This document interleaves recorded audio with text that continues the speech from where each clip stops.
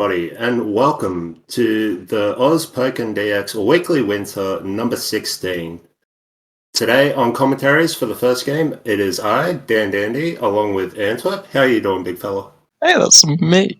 Yeah, I'm doing not too bad. Ready to watch some Pok? Yeah, Let's some good ass Pokkén. So, first up, I believe we have Coro versus Eni. How does this matchup go? I don't know if I've seen this matchup all too often. Yeah, it doesn't seem fun for Gardevoir. He just has to deal with all the mobility issues that Libre presents and just doesn't have reliable answers. 8x is not a good option versus Libre because it leaves you airborne, which is never fun. 8y being such an issue. But anyway, here we go. Round start. Coro rocking the Mimikyu and Annie rocking the Umbreons. They're probably going to try and just keep Coro at max distance, like you were saying. Pretty difficult to get in. Here comes Annie's just absolute zoning pressure.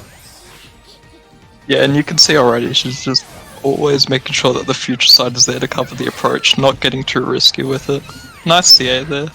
Able to relieve that pressure immediately. And Beautiful conversion and going for the face shift. And now Coro's just sitting in the pain box with these neutralizer and energy balls, managing to find a way in. Oh, but unfortunately getting clipped by the CA off of homing.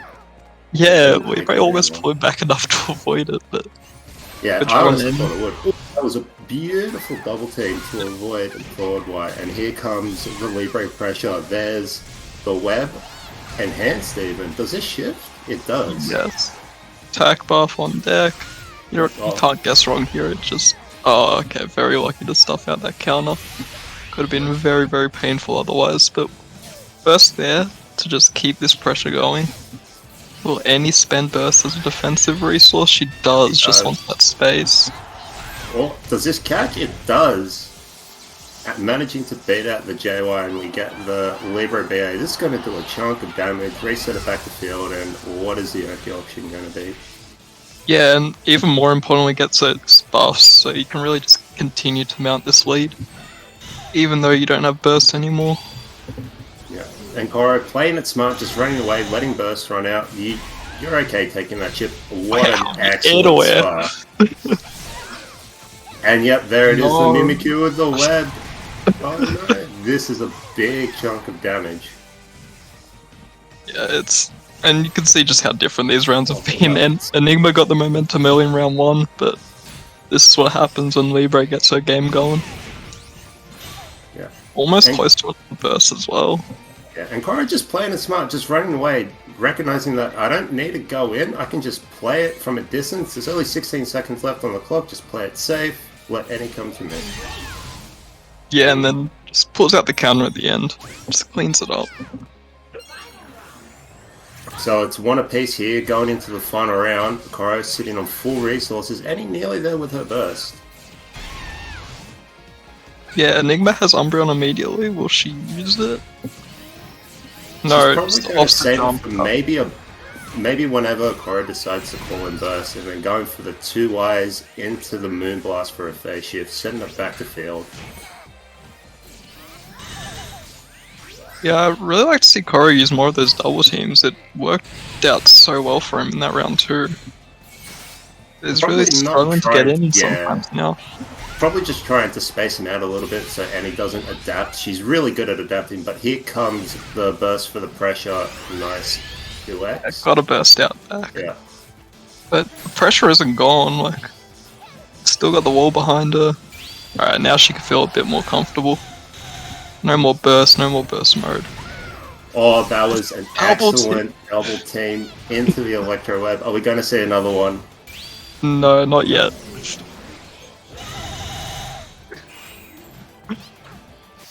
And he's just getting herself out of the corner, changing the momentum, and now she's just going to sit at range, throw out future sights, 2x. Oh, what? Alright. Not sure how exactly the jab combo didn't combo into itself, but either way. Anyway, Coro getting reset there by the stored power run. Yep. And Any Enigma takes taking game that one. first game. We'll see if there's any support changes. Most likely not. Mimikyu on Libre is really good. You get that. Is it a pseudo unblockable or is it a true unblockable with Electro Web if you time it correctly? The setup he used last game wasn't real, but Libre does have a few real setups for it that are very easy to set up with. So it's just absurdly good.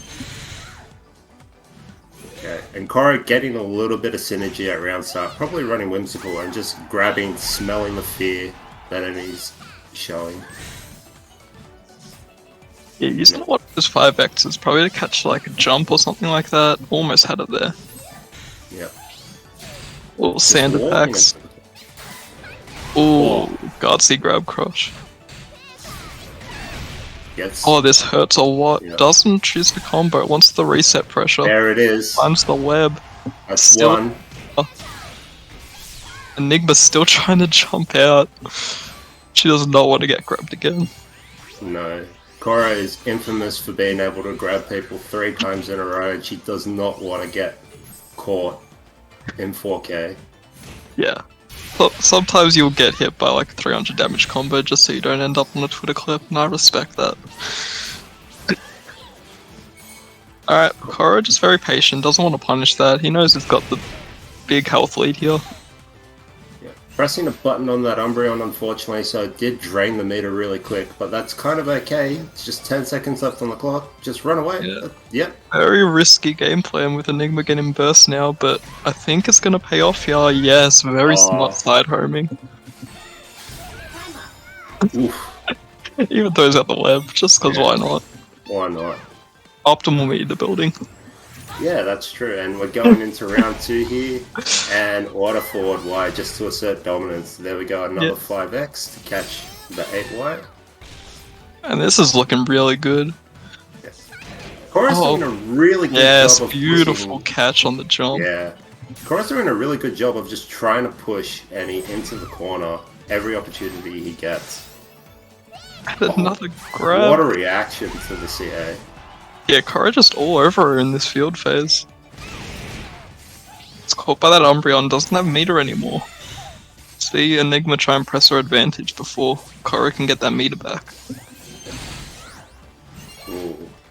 Brave Dazzling Gleam. Didn't get punished for it. Here comes the Mimikyu. Wow, that's how fast Mimikyu is. It's even able to punish stored power.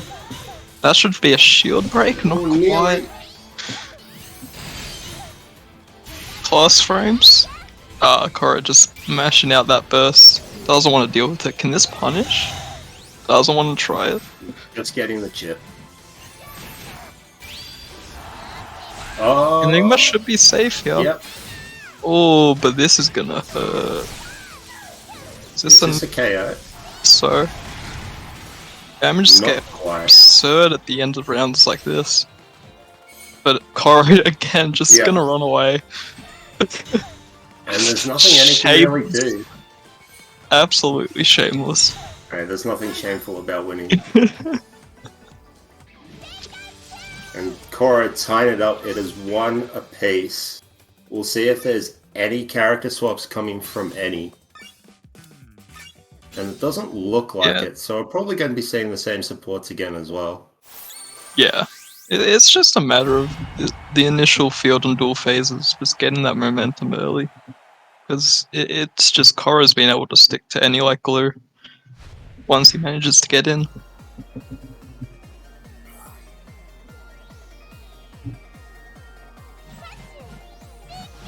Okay, so here we go, going into the final game of this first set.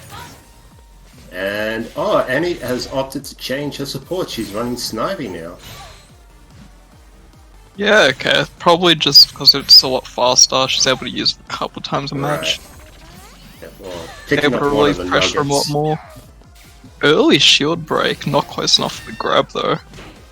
This is going to be a corner combo, reset time. Frame. One more?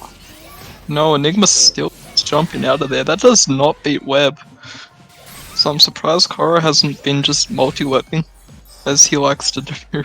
There's definitely some mind games going on between these two. I'm sure they play friendlies quite often. Yeah, of course, both being Singaporean. Yeah. Oh, the Wow. bravest of grabs. Did you know that Gardevoir's actually classified as a grappler in this game? Look at that damage. Libre wishes she could do that. Yeah, finally. That's gonna pierce. Pierce. Combo? Yeah. No, just jumping away, scared of the Mimikyu, and able to finish it off. And Enigma looking really comfortable. Yeah, 4 meter. both sitting on 4 meter. She's got to wait for Snivy to charge, but that's not a long charge time. She can wait while she's sitting here at max range. Oh, opting to go in on the future side. Again, the future side screwing over the jab combo. And here we go. Wild Coro. charge for the phase shift. Yeah, intentionally missing that just frame so he can get the wild charge. Not opting to go for the wall bounces for the buff, but I guess it doesn't matter. Calling out burst. Does this catch the fall down? No. Well, it was a good idea. Not quite fast enough though. Snivy just to nullify this Mimikyu. And she's out of there. Oh, but that counterattack is so fast. Yeah, I think she was looking for the shield break there. There was a lot of damage on Coro's shield right there. It's looking very red. Kind of cringy. Still very red. 6x time. There it is. Demon Slayer. Oh, just out of range for the combo, and this counterattack is gonna put Coro back in the game. Tick throw time. Don't guess wrong here. Definitely don't guess wrong here. It's Don't a guess wrong one-touch here. situation. There's the grab. This should be enough. Not 4 quite. HP in a dream. Oh, And and the the miss. CA clutching it out for Annie. GG's to both players. That was an excellent showing from both players, especially Coro, opting to not go for the Electroweb beams as much as I thought. Yeah, and surprisingly, I think that would have actually worked. But either way, definitely a good showing by both players. Great first set to introduce us to this weekly. Yeah, and Coro saying that normally doesn't go for the wall jump because of the full screen punishes. I didn't even consider that, so there's clearly some matchup knowledge that I'm unaware of. Yeah, Gardevoir's back wire is a very reliable answer. As soon as Gardevoir wakes up. But anyway, that was an excellent start to this weekly, and soon we are going to be jumping into the winners finals with We're going Bergie straight into versus winners Annie. finals. Okay, so Bergie versus Annie. I love this storyline that is happening right now. It's a constant back and forth, and I don't know. I think that the moral of the story is Bergie just somehow manages to get meter for no inexplicably good reason. Yeah, and I think both players kind of just really don't like having to play this matchup. Bergie, because it it's looks just... kind of chaotic. Yeah, Bergie just really doesn't like the character matchup, I believe. Gardevoir just very good at controlling the skies. And Enigma just doesn't like playing against Icebergie because no one likes playing against Icebergie. This is a very true statement, true and real.